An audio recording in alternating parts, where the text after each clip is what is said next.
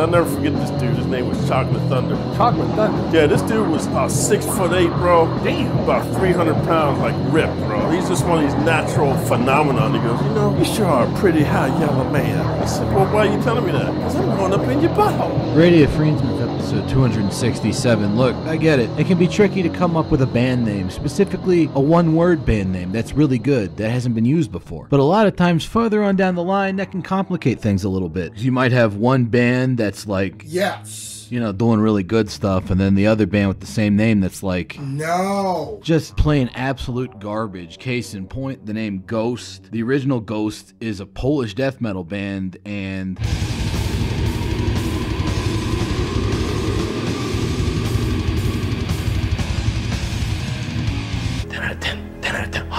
they're like one of the best to ever do it. And then years later, you get this other band called Ghost from Sweden playing some kind of Scooby-Doo shit like, am I glad he's frozen in there and that we're out here and that he's the sheriff and that we're frozen out here and that we're in there and I just remembered we're out here. Yeah, thanks, buddy. Nah, I'm good. I don't need any more of that. Bye-bye. But because the death metal gods have abandoned us as a race, probably got something to do with the fact that people talk too much shit on Suffocation's Breeding the Spawn album. I don't know. That second Ghost gets really popular, and now you can't even mention the name Ghost without people thinking you're talking about some poser band. It is what it is. But a lot of times you might end up with two bands that have the same name, and they're honestly both pretty fucking great. Case in point, the name Sacrilege. You got the melodic death metal band from Sweden, and then you got the older band from the UK that are a little bit harder to describe. Started out playing some kind of crusty thrash thing, ended up being real doom metal innovators. And it might be a little bit sacrilegious, huh?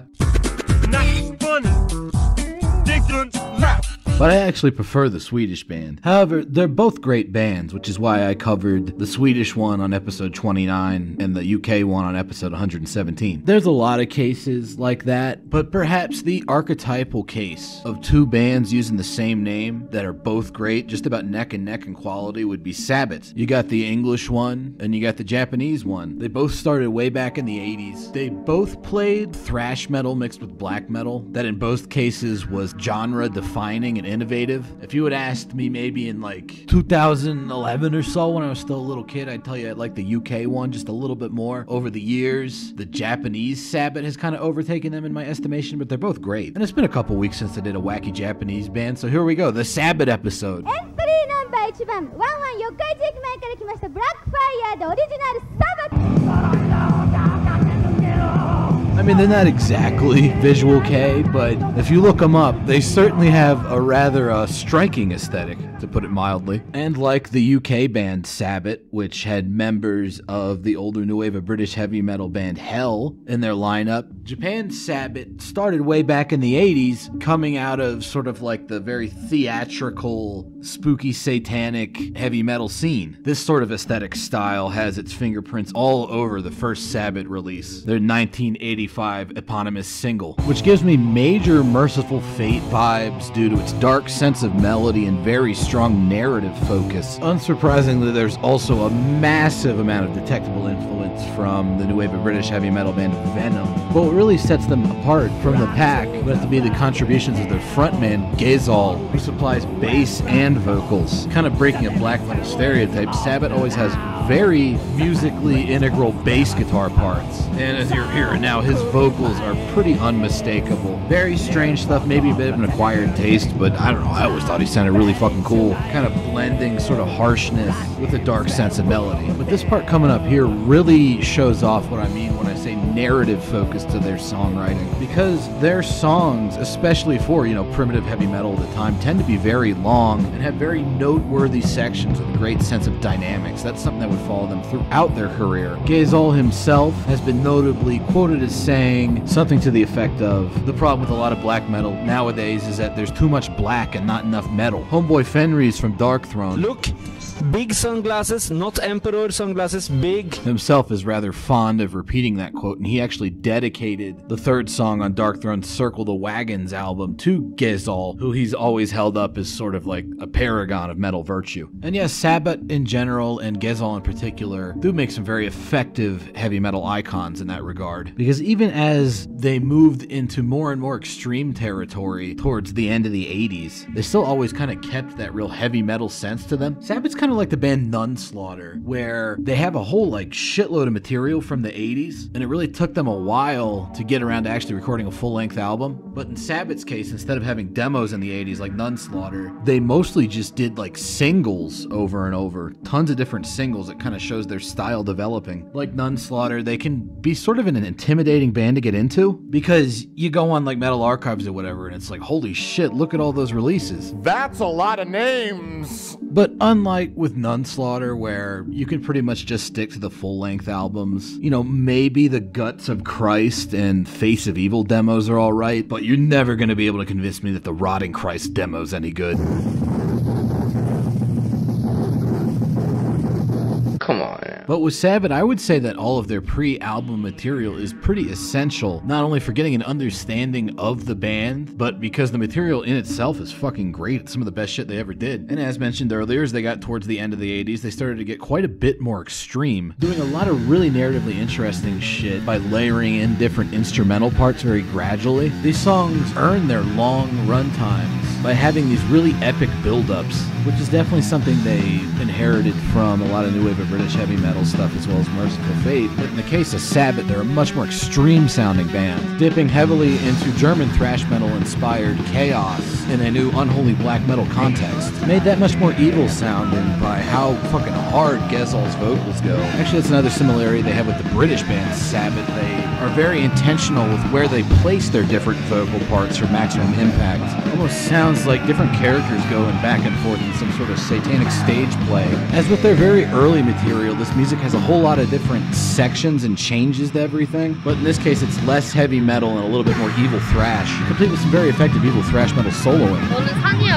Yeah, last week I might have given Deeds of Flesh shit for incorporating solos into their later material, but that's because Deeds of Flesh didn't need solos and it only served to kind of break the song's flow. In the case of Sabbath, the solos actually add to the whole experience. They really help to link together all the different parts of the songs, and they're totally in keeping with the evil atmosphere that they're conjuring, as far as melodic character goes. No, I know you get it. I just wanted to get out in front of anybody trying to... actually... A nigga, you know what I mean? But now we're at where shit starts really getting rolling for Sabbath, because between 1991 and 1994, they put out an album a year. And this is talking like real infant years of second wave black metal. They're already 4 albums in. All 4 of these albums have like a one-word title. They all have a very similar monochromatic cover. And honestly, they're all pretty great. There's not like a huge amount of difference from album to album. I'd say they're all pretty essential. Getting back to the Nunslaughter comparison, if Nunslaughter was like an alternate universe version of death metal, where everything just immediately proceeded from the 80s stuff like Possessed and Hellhammer and whatnot, this era of Sabbath is like alternate history black metal, where the genre keeps proceeding entirely from Merciful Fate, Venom, and a little bit of Bathory. Still the same level of extremity, but moving in a very different direction from black metal at the time. What this means is that there's a heavy focus on writing very catchy riffs that maintain that sort of heavy metal sense of melody. You know, too much black, not enough metal. This would be the opposite of that, because this is one of the most rock and roll sounding black metal efforts of 1991, complete with some very catchy choruses. But what keeps this firmly within the second wave black metal camp is the structural complexity and wide variety of different sections to each song. For instance, right now we're doing this almost sort of Master's Hammer sounding triplet thing. But the guitar riffs themselves are approaching like 90s death metal in terms of all their different component parts and the highly disciplined nature of the right-hand guitar technique going on. And yet, it blends seamlessly with the very traditional heavy metal style of soloing. It's like they were listening to the Merciful Fate song Satan's Fall, which is, you know, like 10-11 minutes of all these different song parts going on while still maintaining that authentic heavy metal feel, and they thought, yeah, we can make that work inside like a 5-minute song, no problem. And yeah, they pull it off. By the time their second album comes out, they start to get really intense with the vocal performance. This is the first album with their new guitar player, Tamis Osmond, who takes over for Eliza Viat, the guy that played on all their 80s stuff. I mean, Eliza Viat's still there doing some guest fill-in work. He never really, like, left the band. But now they've narrowed it down to the trio of Gezal, Tamis, and Zoru Gelion. They've almost turned into like a black metal version of Carcass, where all 3 of the guys trade vocals back and forth, which results in some very intense atmospheres. This hits particularly hard during the slower riffs like this one, which also has a hefty amount of Celtic Frost influences that you're hearing with that weird string bend thing he's doing. So yeah, the two E albums, Envenom and Evoke, they're great. Then we get to the D album, Disembody, which is also fucking sick. It has a cleaner production, but what really sticks out to me about this album is a really cool trick they do with the bass, which results in the one time I will not skip a blowing wind noise intro to a black metal album, because they actually end up taking it in a really cool direction. They let it run under the music longer than you might expect, and then you realize, hey, that's not that wind noise anymore, that's the bass sound for the album. Just really interesting sort of fade in, clever atmospheric shit. Love that bass guitar tone. Literally sounds like some kind of evil wind blowing from hell. And of course there's dope fucking solos because it's goddamn Sabbath, and that's what you can expect from them.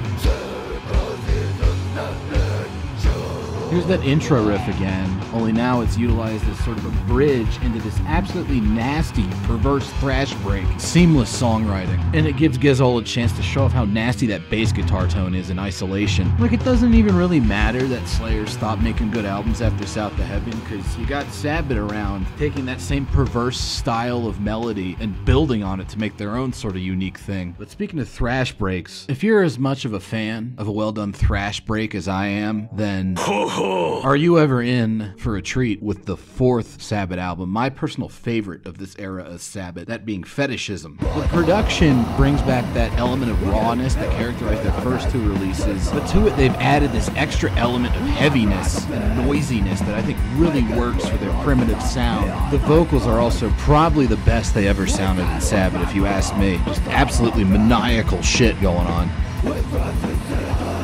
But enough about all those external attributes. Let's hear the best thrash break ever. Right up there with Zemiel's Nocturnal Witch and Slayer's Ghosts of War, if you ask me. Just absolute perfection of the form. Listen to how heavy it gets. When he hits the bottom note of that particular riff right here, so fucking cool. I love how one guitar just kind of lets an open chord ring out while the other guitar plays the riff, and they keep like swapping back and forth in the stereo channels. So fucking heavy. Like, if someone were to ask me, why should I listen to Sabbath? I would have a real hard time resisting the temptation to just be a very lazy TikTok reactor. Put this riff on and just like point at the stereo. That's why you should listen to Sabbath. That part. You know, so those first four albums, all stone cold classics. After that, they didn't rest on their laurels. They decided to get really fucking weird. Crazy ass, like the big ass cigar. For starters, you know, they're looking back at Venom, At War with Satan, Merciful Fate, Satan's Fall. They're like, oh, I see what you did there with, you know, the real long fucking songs. Yeah, we're gonna do one album that's just an hour-long song. But they still kept it totally Sabbath. It's called The Dwelling, and it fucking rules. In terms of compositional, textural, and even emotional complexity, this is kind of like their Burzum, if that makes sense. I mean, just listen to Zorugelian's very texture-heavy, primitive tribal drumming here, blending in with that keyboard drone. And just the whole way this section establishes itself and then very gradually unravels. Yet at the same time,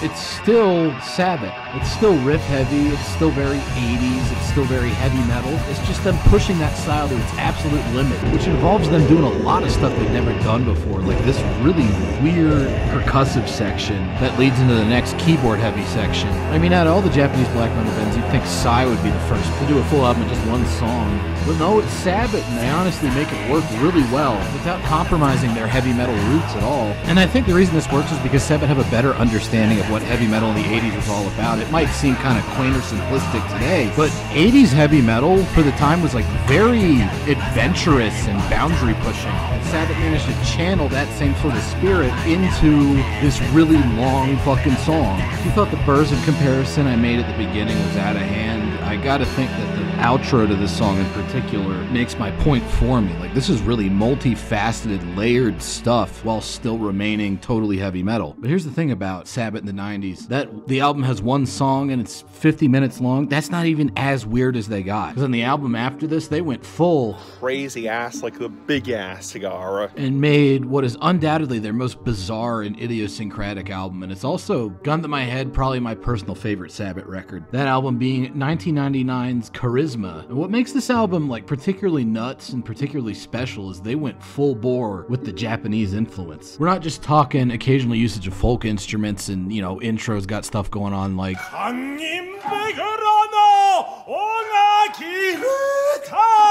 I mean, there is some of that, but they also let the character of Japanese folk music blend into the melodies of their 80s styled black thrash metal. You wouldn't think that it'd work, but goddamn it.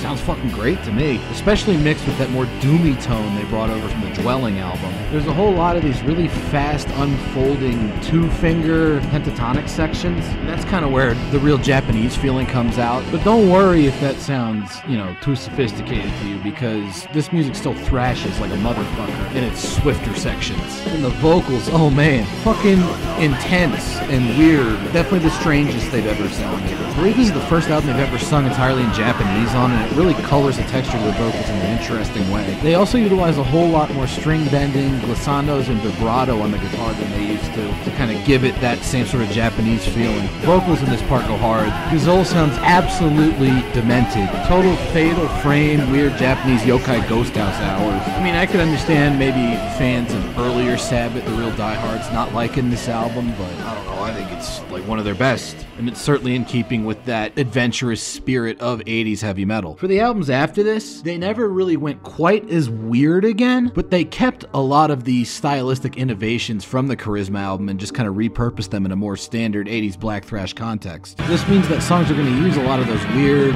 Japanese sounding harmonies that showed up on that Charisma album and just kind of put them into a more normal sounding, if that word could be used to describe any Sabbath context. But yeah, they bring a whole lot of that thrash back. Some newly acquired little guitar tricks, like these scratchy noises you're hearing, as well as even more incorporation of Celtic Frost style string bends all over the place. Just a whole panoply of weird black metal guitar sounds. So despite kind of walking back from the total bleeding edge of weirdness, Sabbath always kind of kept it real, for lack of a better term. Like, they never put out a bad album. They're all pretty damn fantastic, but some people might be wondering, what happened to all that heavy metal shit they had going on in the demos? Like, yeah, they always had a heavy metal character to their music, even in their later wacko years. But that first 7-inch was like total new wave of British heavy metal shit. To that I would respond, you gotta check out their side band, Metal Lucifer. This band saw the return of Eliza Viat on guitars, and the even more unexpected return of Gazel's brother Sam, who hadn't been in the band since he did drumming for them back in their 80s single days. Both of these guys had been contributing to Sabbath on and off over the years, and Sam had also been in a heavy metal revival band in the 90s called Magnesium that probably brought a pretty major 80s coloring to Metal Lucifer. An atmosphere that was enhanced by having the well-known heavy metal scholar Neil Tanaka posing on all their album covers, which all have titles like Heavy Metal Drill and Heavy Metal Chainsaw and of course Heavy Metal Bulldozer.